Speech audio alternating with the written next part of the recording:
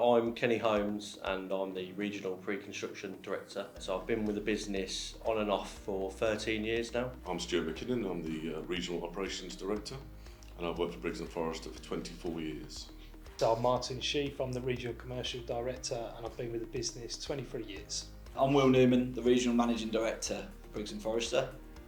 I've been with the business for 16 years. I'm Ian Lawrence, I'm the Managing Director for Briggs & Forrester Engineering Services and I've been with the business for 34 years.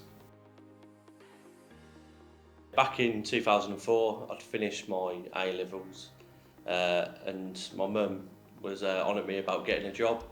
One of my friends who's actually still with the business now, Mark Watts, joined the business a year earlier and he's obviously recommended the training scheme. I started as a craft apprentice originally for the first year of my career at Briggs. At that point I took my CV into the MD's office.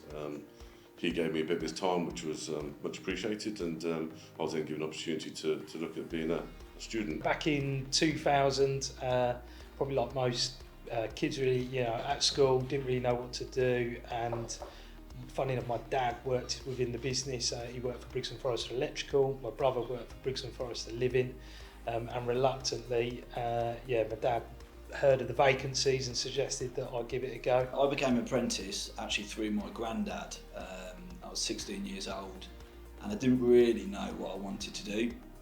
And he came around with a newspaper article and it was an advert for Briggs & Forrester.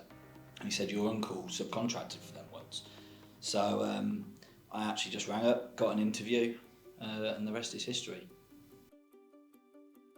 I suppose going from school into an apprenticeship where one day you're in the office, the next day you could be on site, so you could be in London, you could be in Cambridge, you could be in Oxford, getting up at the crack of dawn and then getting home late. It's tough, but the rewards are there. As an apprentice, really enjoyable, and enjoyed my time.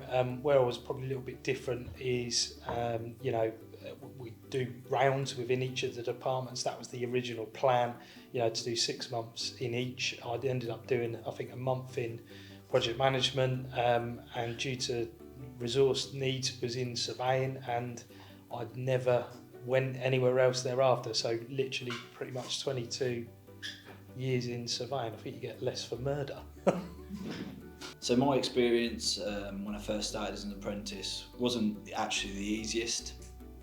So I was 16 years old, just becoming up 17. I'd had a couple of jobs previously, but labouring and little things like that. And coming into an office environment was actually really tricky for me. I struggled to adjust, so I know some of our apprentices are probably the same. I suppose if you're looking to challenge yourself and you're interested in engineering, but also interested in sort of management, anything really to do with building services, and you might not even actually know, if I'm going to be honest, you might not know too much about it, but if you're looking to get into a career that you're going to get fulfilment out of and be in a team environment, I'd say like Briggs & Forrester is definitely the right place to be. And the good thing about the training scheme is you try different departments, whether that's commercial, operations, design, estimating, procurement. There's such a variety there that your skill set will fit something.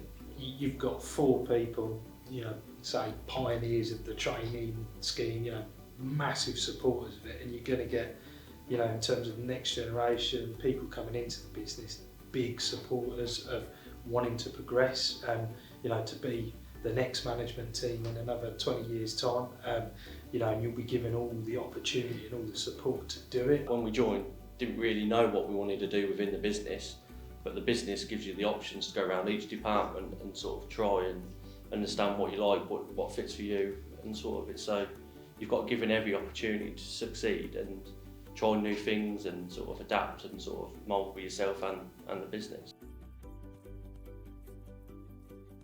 I think the apprentice scheme is very important to Briggs & Forrester. It always has been. But I think you only find out how important it is as time goes on.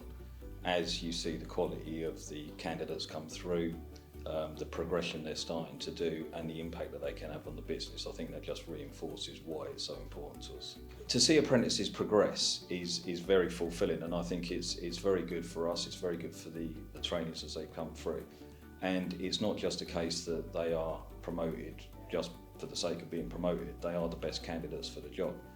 And I think if you take our South East region now, where all 4 members are ex-trainees, I think that's something that me personally I'm very proud of, and I think as a business we should be very proud of. Apart from anything else, it's the culture as well that's created within the business.